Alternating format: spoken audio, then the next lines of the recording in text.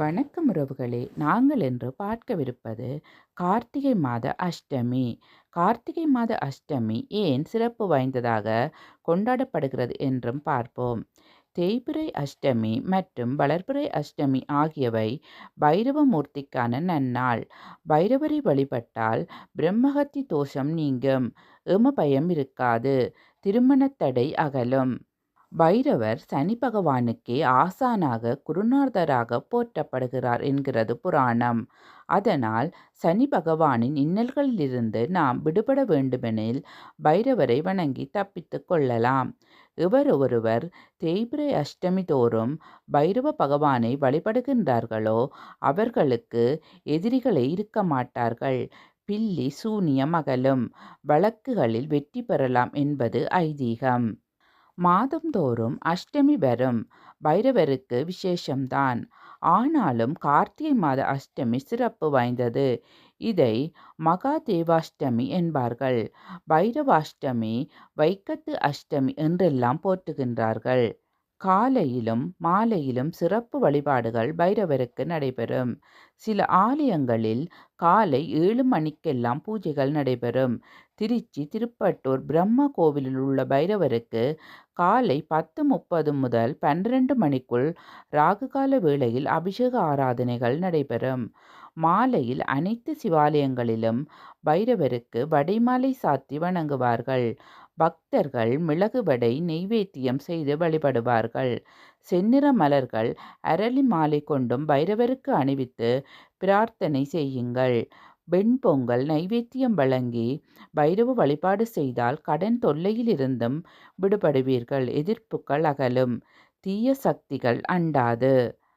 சிவபெருமான் பைரவராக உருவெடுத்து பைரவர் என்னும் உருவை தோன்றச் செய்தார். அந்தகாசூரன் என்னும் அசுரனை அழித்தார் என்பதெல்லாம் நாம் அறிந்த விடயம். இரண்யாட்சகன் என்ற அசுரனின் மகன் அந்தகாசூரன். இவன் திருமால், பிரம்மா முதலான தெய்வங்களால் கூட அழிவு வரக்கூடாது என்ற வரத்தை சிவபெருமானிடம் தவமிருந்து பெற்றான். அப்படியான வரத்தை சிவனார் வழங்கினார். இந்த வரத்தின் காரணமாக இருமாப்பும் கர்வமும் கொண்டான் அசுரன். தேவர்களை அடிமைப்படுத்தி துன்புறுத்தி வந்தான். தான் கொடுத்த வரத்தை தவறாக பயன்படுத்திய அந்தகாசூரனின் ஆணவத்தை அழிக்க முடிவெடுத்த சிவபெருமான் தன்னிலிருந்து தோன்றிய பைரவரிடம் அழிக்கும் பொருட்டை ஒப்படைத்தார். அசுரனுடன் பைரவர் போரிட்டார். அழிந்து போனான் அசுரன். எதிரிகளால் தொல்லை இருந்தால் தேய்பிறை அஷ்டமி நாட்களில் பைரவருக்கு வடமாலை, செவ்வரளி அல்லது எலுமிச்சை மாலை சாத்தி வணங்கி வழிபட்டால் சகல எதிர்ப்புகளையும் அடக்கி அருள்வார் பைரவர் என்கிறார்கள் ஆச்சாரிய பெருமக்கள். அஷ்டமி நன்னாளில் ராகு காலத்தில் வழிபடுவது இன்னும் விசேஷம். எதிரிகளின் தொல்லைகள் நீங்கும், எதிர்ப்புகள் அனைத்தும் அடங்கும். ஒவ்வொரு தேய்பிறை அஷ்டமியும் பைரவரை வழிபடுவதற்கு உகந்த நாட்கள். எல்லா சிவாலயங்களிலும் பைரவருக்கு சன்னதி உள்ளது. பைரவரை அஷ்டமி தரிசித்து வழிபடுங்கள். முக்கியமாக கார்த்திகை மாத தேய்பிறை அஷ்டமி மகா தேவாஷ்டமி என்றும் பைரவாஷ்டமி என்றும் சொல்கின்றார்கள். கார்த்திகை மாத தேய்பிறை அஷ்டமி அன்று பைரவரை வணங்குங்கள். செந்நிற மலர்கள் சாத்துங்கள். அன்னதானம் செய்யுங்கள். 4 பேருக்கேனும் உணவு பொட்டலம் வாங்கி வழங்குங்கள். தெரு நாய்களுக்கு பிஸ்கட் வழங்குங்கள். இதுவரை நீங்கள் பட்ட கஷ்டங்கள் எல்லாம் குறையும். எதிர்ப்புகள் அனைத்தும் தவிடு பொடியாகும். இன்னல்கள் அனைத்தும் தீர்ந்து காரியத்தில் வெற்றி பெறுவீர்கள்.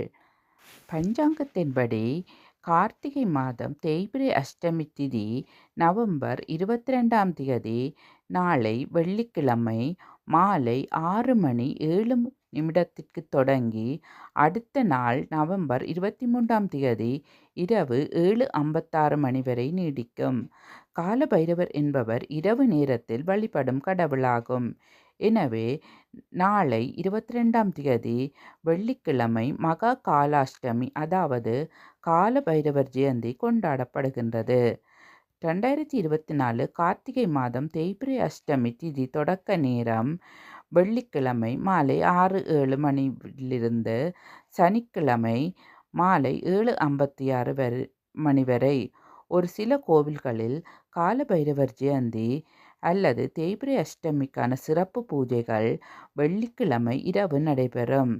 சில ஆலயங்களில் கால பைரவர் ஜெயந்தி சனிக்கிழமை இரவு 8 மணி வரை நீடிப்பதால் சனிக்கிழமையும் கொண்டாடப்படும்.